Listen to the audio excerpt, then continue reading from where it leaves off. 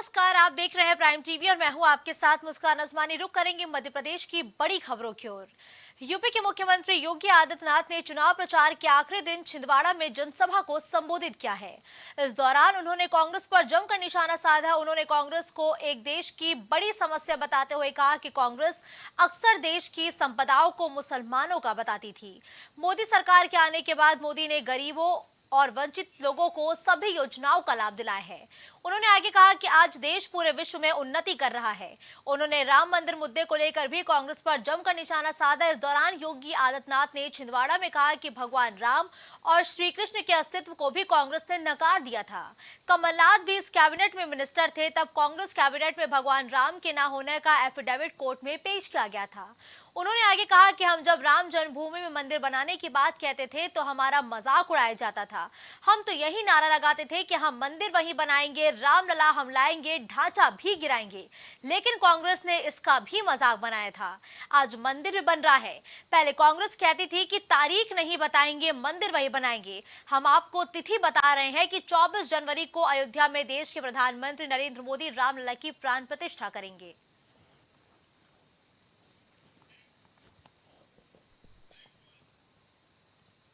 कमलनाथ के गढ़ छिंदवाड़ा में भाजपा ने अपनी पूरी ताकत झोंक दी है।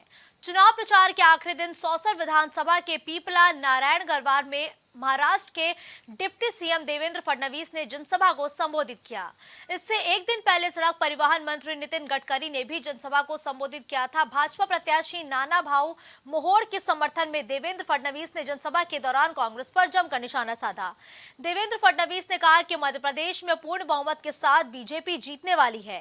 राहुल गांधी की जाति गणना वाले बयान पर देवेंद्र फडणवीस ने कहा कि राहुल गांधी जाति गणना का अर्थ बता दे तो मैं इस सवाल का जवाब दूंगा।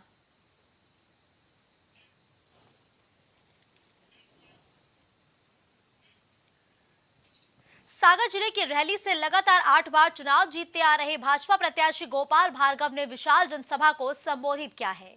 हजारों की संख्या में लोगों की मौजूदगी में उन्होंने अपनी जीत का दावा किया। साथ ही उन्होंने चुनाव को ऐतिहासिक बताया। उन्होंने कहा कि यह विधायक बनने का चुनाव नहीं बल्कि मुख्यमंत्री बनने का चुनाव है।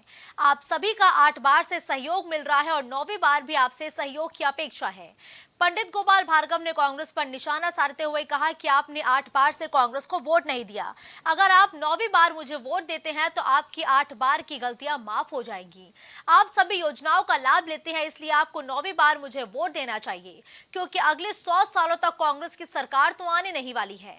भार्गव ने आगे कहा कि 8 बार से आप लोगों की सहयोग से मैं विधायक रहा, मंत्री रहा, नेता प्रतिपक्ष रहा, अब एक बार सर्वोच्च पद बचा है। प्रदेश का सबसे वरिष्ठ विधायक होने के नाते इस बार प्रबल संभावना है। भाजपा प्रत्याशी के पूर्व मंत्री पुत्र अभिषेक भार्गव ने कांग्रेस को जमकर लताड़ा। उन्होंने कहा कि कांग्रेस मेरी और पंडित गोपाल भार्गव की हत्या कराना चाहती है। पिछले 8 बार से पंडित गोपाल भार्गव को हराने में नाकाम रही है। अब उनके पास कोई चारा नहीं है, इसलिए वो पंडित गोपाल भार्गव की हत्या करना चाहती है। और नेता प्रतिपक्ष भी आप सब लोगों ने बनाया, नेतृत्व ने बनाया, पार्टी ने बनाया, वरिष्ठों ने बनाया, नेता प्रतिपक्ष ही बनाया। और अन्य जो कुछ भी बातें हैं वो कुछ ऐसी हैं कि पार्टी के अंदर की उनको नहीं मैं कहना चाहता, लेकिन लोग मुझसे कहते हैं कि आप दावा क्यों नहीं करते जब आप इतने सीनियर है, वरिष्ठ है, सब कुछ योग्यता है, अच्छी वोटों से आप जीतते हैं, आप दावा क्यों नहीं करते, आप दूसरों के लिए छोड़ क्यों देते हैं। तो मेरे मन में भी थोड़ी इच्छा पैदा हुई, यदि संभव हो सके खूब विधायक रह लिया, खूब मंत्री रह लिया, एक बार एक पद होता है, वो होता है मुख्यमंत्री का।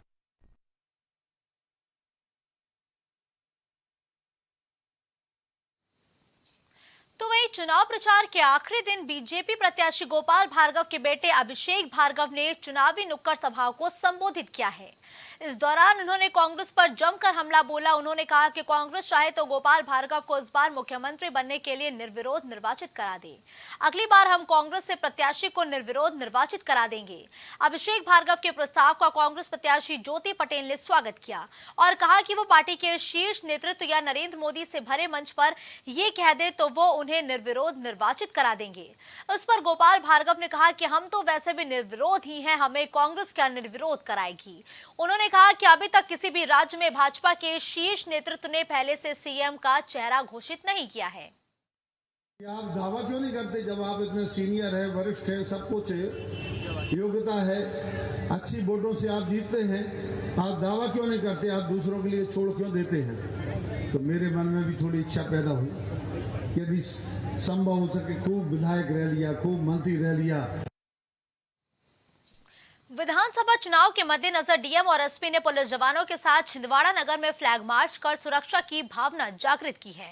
इसके बाद उन्होंने रात में परासिया और जुन्नादेव क्षेत्र में भी फ्लैग मार्च किया।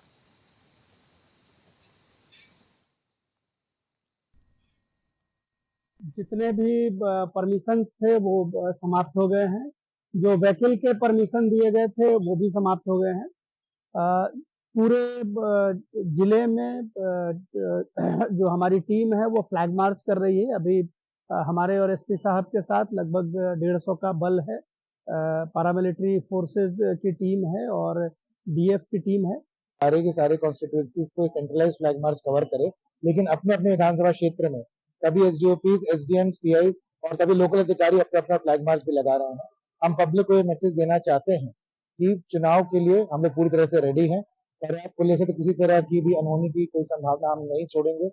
साथ ही साथ पब्लिक ज्यादा से ज्यादा संख्या में 17 नवंबर पोल डे के दिन उपस्थित हो, अपना वोट डाले। और यह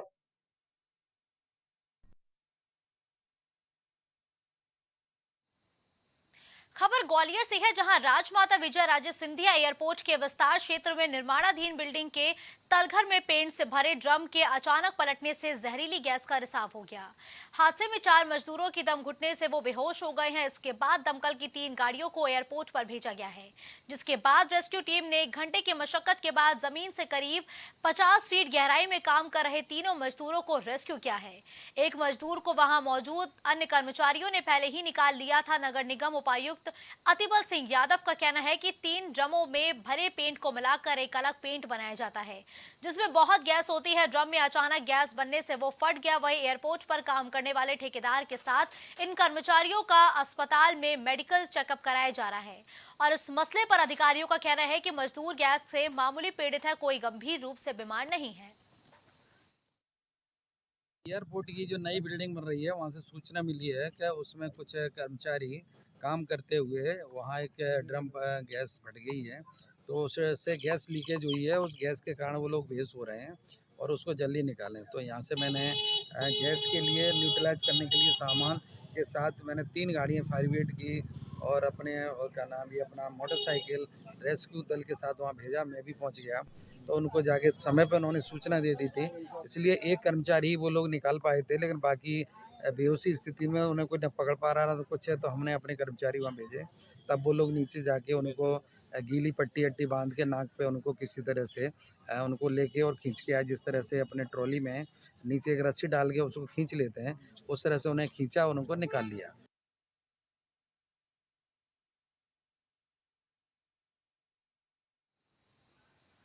इस बुलेटिन में फिलहाल के लिए बस इतना ही। देश और दुनिया की तमाम बड़ी खबरों के लिए आप देखते रहिए प्राइम टीवी।